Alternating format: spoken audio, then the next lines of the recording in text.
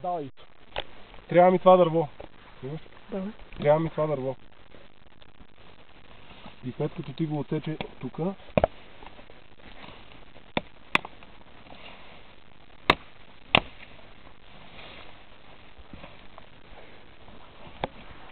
и какво ще направиш след като аз го отсекох там? Мисля да го кастря. Браво на тебе!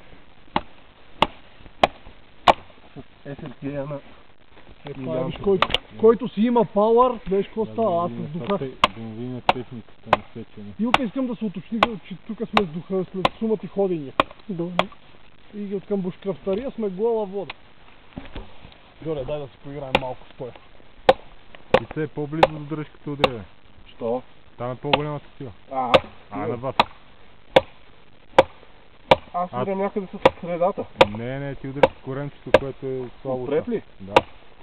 Ама, слабо е като... Там е слаб клина или? Не, слаб по удара. Що? Висока скорост, малка мощ.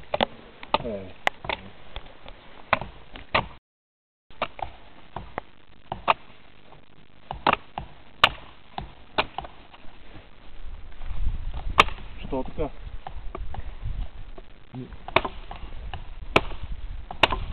Чакай. Пробвай я тази тук. Удари. Не, аз не искам да го тука. Не, само да пробваш това, което го говориш. Жоро, това е конкретно това, защото това е това тежка дръжка. Всеки имаш. Самял. 100%. Отгоре скоростта е много по-голяма. Маха е по-голяма угловата скорост. Но нямаш толкова силен удар.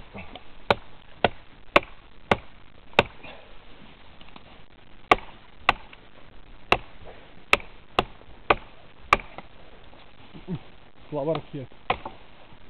Не, добре, ми се случи. Не, остър. Да стъкна някой клон. Чакай, добре за мен. Че аз с фолк нивено.